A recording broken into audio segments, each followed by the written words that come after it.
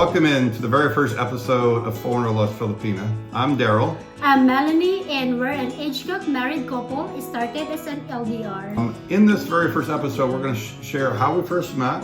We're going to share about what was kind of an awkward first meeting when I first went to the Philippines. And then we'll share about the second time I went to the Philippines and I proposed and we got engaged. So thank you for watching the video and I hope you enjoy. Thank you. Met 6 years ago. We were LDR for 3 years. And then she's now been in America for 3 years. We got married just shy of 3 years ago. So we think we have an interesting story to share in that we've gone from finding each other to dating LDR, not knowing if it would ever turn into anything, to getting engaged, and then her moving to America, doing the K-1 visa, and now having been married, and I think very happily married for the last 3 years. And we know there's a lot of other people out there with similar stories, or maybe in the middle, somewhere in the middle of that maybe we can help with our story, and that's one of our reasons for wanting to share. So let me start off by sharing kind of how we first met. I had dated a Filipino here in America for a period of time, and we had began planning a trip to the Philippines to go back to her hometown. And we ended up breaking up, and I ended up being really disappointed at first because I'd gotten really excited about planning the trip to the Philippines. I'd been doing a lot of research on where we were going to go and watching a lot of videos, and I was like, dang, well, now I can't go. And then at some point I said, wait, yes, I can go. But why can't I go? I had traveled by myself my whole business career around the United States, but I'd never traveled by myself internationally. And I said, I'm going to do that. And Anthony Bourdain with his food show where he traveled around the world was kind of my inspiration. I was like, I can do that. I said, that'd be something interesting.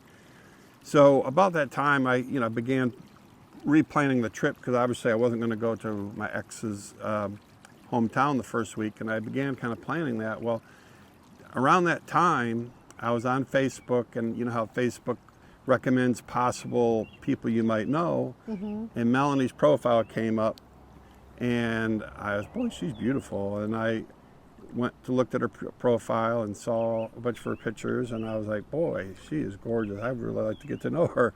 So I sent her a friend request, and then I guess you can share a little bit about what you that was the time when I was in Tacloban doing my a licensed professional teacher, because I'm a teacher and I just passed my board exam. And so I saw Daryl sending me a friend request, and I thought it was like a scam. So I checked his profile, and then I can really see that he's not a scammer because he has a lot of pictures in there. And then so we started having this conversation, and then we chatted most every day, right? So that's how it started. It's really interesting because when we went back afterwards, after we really started chatting, getting to know each other, and we were like, how in the world did Facebook match us? Yeah, because we don't have a mutual friends together. It's just he has his own friend, and I have my own friend from Philippines, but it's just weird. It really was weird. We've also often joked, well, I mean, we're serious and joking, I guess, that, God put us together because it made no sense. When we went back and looked at our profiles, we had no mutual friends. And, that's normally one of the biggest ways Facebook matches you. You have mutual friends. I assume you might know each other. And we had zero.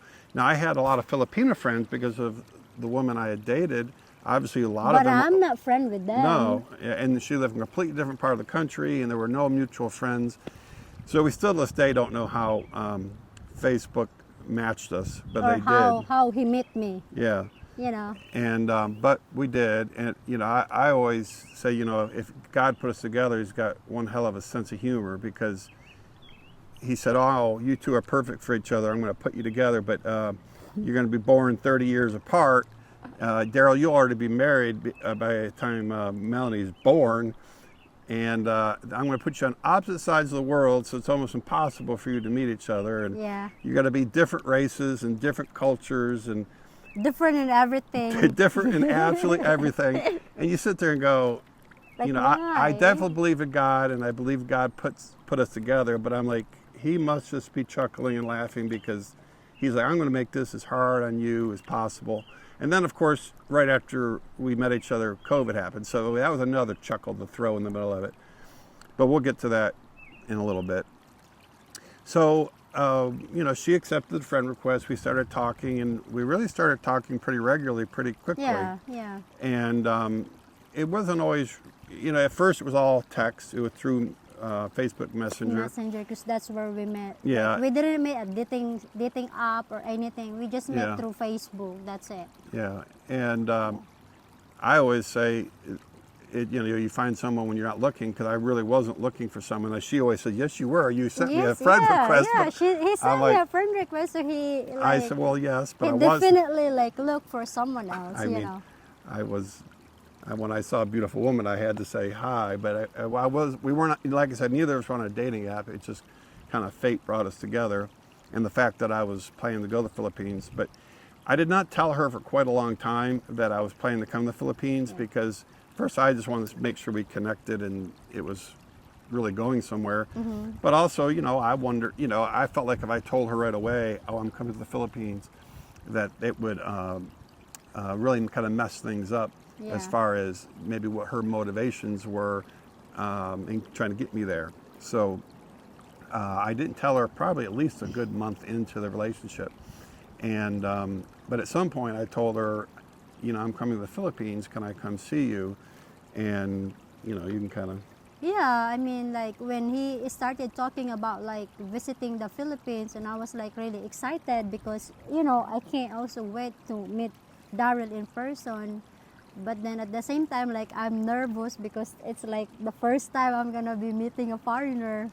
So yeah. Yeah, she lives in a very rural area, definitely out in the Remote. province. Yeah. She's about a 4-hour ride from the closest airport, which is in Tacloban. So anyhow, I, you know, eventually told her I was coming. Somewhere in there, we started video chatting, and that's another whole story. Our first video chat was really quite humorous. But we did start video chatting, and then we kind of built this routine where we talked every single day. The routine, and obviously we were exactly 12 hours difference. So her So mornings like, and nights, you know, so like obviously. I woke up in the morning and then he's like going to bed. So like that's how, like, you know, we have a conversation, and after that we just like go in our Yeah, so she would send me a text saying that she was awake. I'm We would awake. normally text for a little bit. Normally around that time, it was normally around 7 Yeah. a.m. to her, 7 p.m. to me. I was normally out having dinner or at the bar with some friends. And so we would normally text for a while. And then when I got home from dinner, I would tell her, and then we would video chat. And so we video chatted every single day once we started video yeah, chatting. but like our video chat is not like really take like 2 hours. It's just Yeah. like 30 minutes, or like Yeah. sometimes I think the long time is like 45 minutes or something. Yeah, it was more of it checking in. Yeah. And we knew it was important to keep communication, and so we communicated every day regularly. But Yeah. it was, yeah, we weren't having, you know, you hear these couples, they talk for Like 24/7. Yeah, we That's weren't like that. crazy. We weren't like that. When I went to the Philippines, I did not tell any of my friends or family that I was going to meet Melanie. Nobody knew I had met Melanie.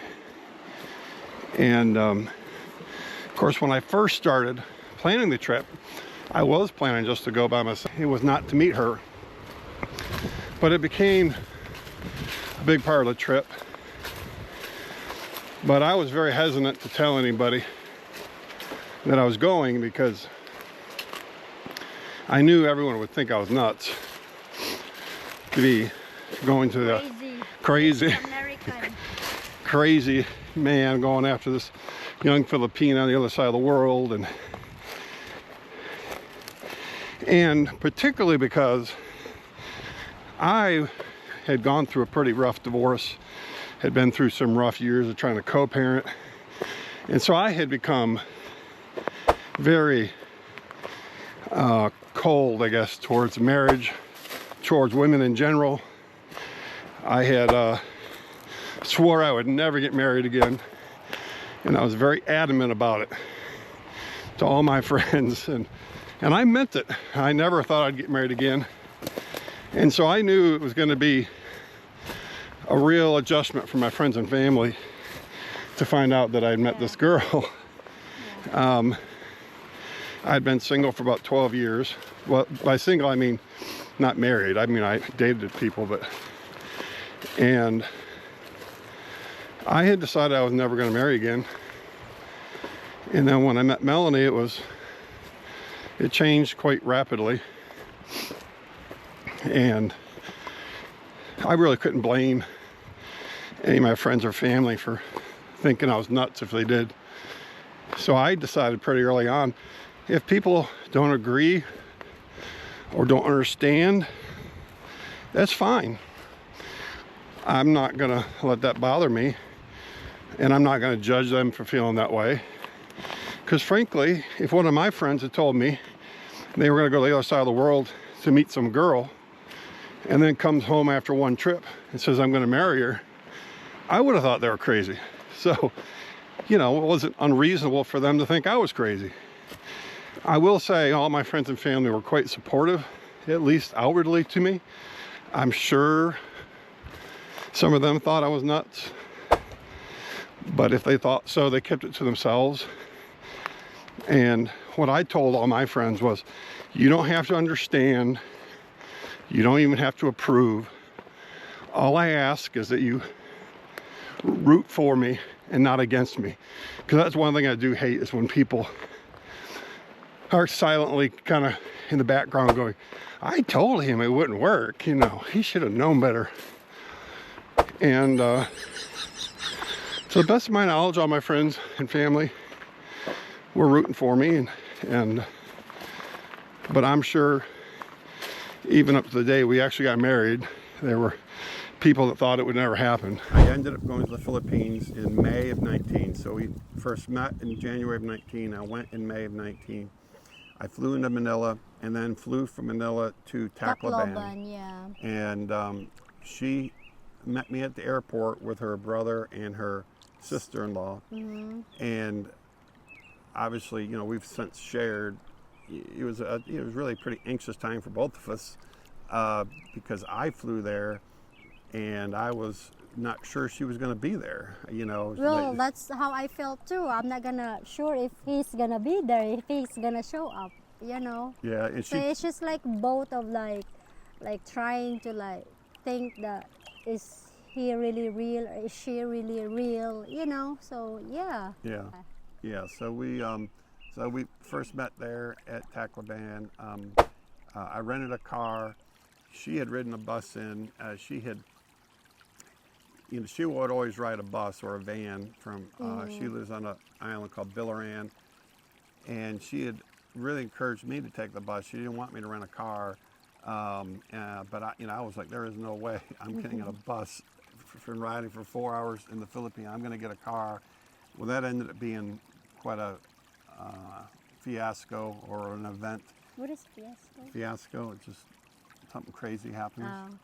And so we get to rent the car, and just renting the car itself was weird because the guy picks us up, he takes us to this little small place, and it's like in the back, and he has a handwritten contract, and I have to pay in cash, and he wants her to sign. I'm like, boy, I really am. I'm not in America. And then he takes us out to the car, and it's a stick shift.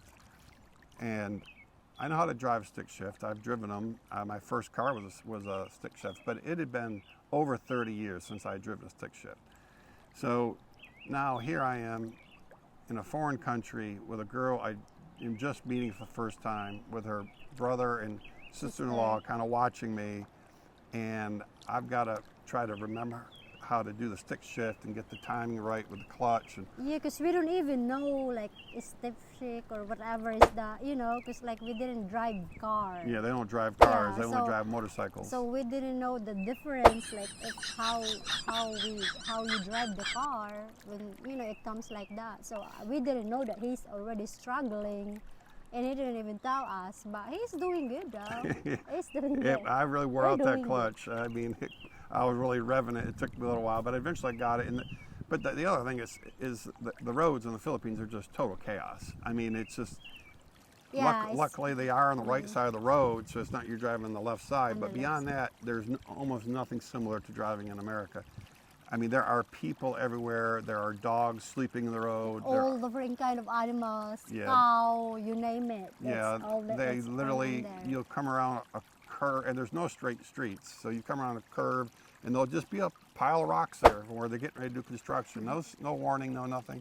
Or they'll be drying rice or drying Or coconut coconuts. in the middle of the road, and you got to drive around it. And Yeah. I always say the most dangerous thing I did that entire trip was drive. I mean, it really was insane. And the other thing that made that drive really unusual, or I guess uncomfortable, was, first of all, I didn't know this. I've since learned that Filipinos, when they get in a car, they tend to just be real quiet because they're used to being like on a bus or a jeepney, which is really loud, and you just sit there and you're quiet. You don't say anything. No, the reason is like we want to be quiet because like sometimes we already feel dizzy, and then the more we talk, the more we're gonna like throw up, or the more is like, that we're what it gonna was? get sick. I thought it was more just because it was always so loud. So Yeah. we got this 4-hour drive. I'm driving, she's in the passenger seat, her brother and sister-in-law are in the back, and I'm trying to drive and negotiate the streets and carry a conversation, and she's sitting there saying virtually nothing.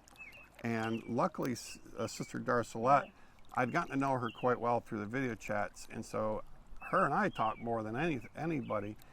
And then I would try to talk to her brother, who I thought knew English, but I then learned later that, well, he understands a little bit of English. He doesn't speak English. Yeah. I would say something, he would just always nod at me. And so it was really uncomfortable because I was like, boy, this isn't going well, because she's just sitting there so quiet, and like it was just kind of uncomfortable 4 hours. But we made it to Naval, which that's about 3 of the 4 hours drive. So we drove there and got an Airbnb, and we were supposed to get her brother and sister-in-law back to their house, but it was running too late. So we stayed in our first Airbnb, Yeah. and that's where we did the first boom boom, right there, with Why her you need to say that? with her brother and sister-in-law out in the hall. Yeah. Like it's awkward. I think they hear us. I don't know if they heard us or not. I never I asked. think so. But that was also when I learned Filipinos can sleep anywhere, because we were in an upstairs loft area, and our room had air conditioning, but out where they were sleeping had no air conditioning. It had to be 100 degrees.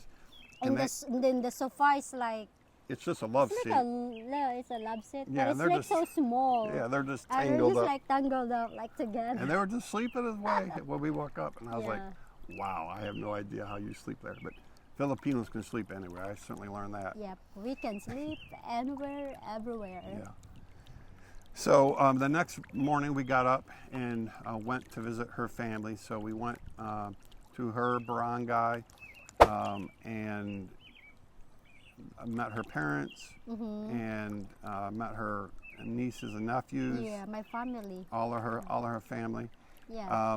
And I felt very, very welcome there. And I wish I had known the what is it?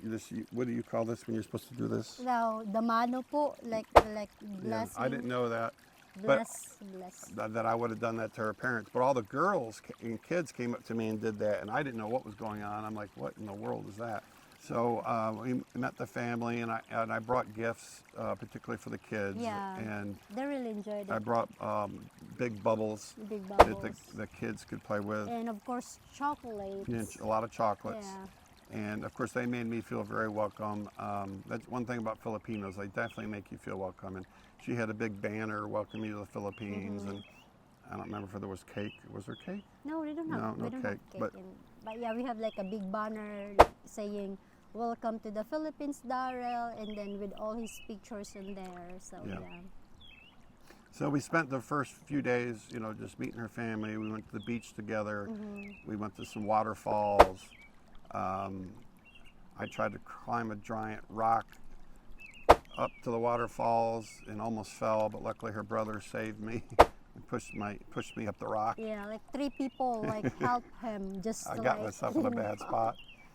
And so we spent those first few days together, and then, you know, I had decided I was going to take her to El Nino, you know, if everything went well in the first week. Of course, you know, the main purpose of meeting was just to see, you know, is she real? Is our connection still the same once we meet? If I meant to be to you. Yeah, I mean, I was already in love with Melanie before I met her. Yeah, but then, you know, sometimes it's different online and in person. The connection is like different. Yeah, I just wasn't sure if the Yeah. connection would still be the same, or you get there and you find out a Yeah, lot of what yeah. you've heard is a bunch of lies, like, or there's a bunch of things you haven't been told, and Yeah.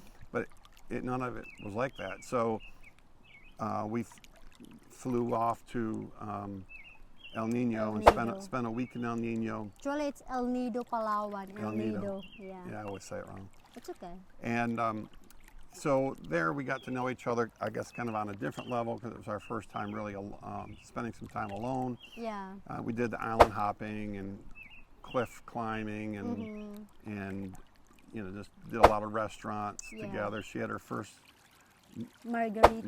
margarita. Yeah. She'd never had any liquor other than First plane, first margarita, first traveling like inside the Philippines. It's all like first. yeah. So that all went really well, and we had a great time. And then we flew back to Manila, and I flew her home, and then her brother and sister-in-law picked her up, and then I, flew back to America. Yeah, so I mean, I hadn't proposed or anything, but I did start the 90-day fiance paperwork as soon as I got home. I got home in June of 19, and I think I submitted the paperwork the 4th of July weekend.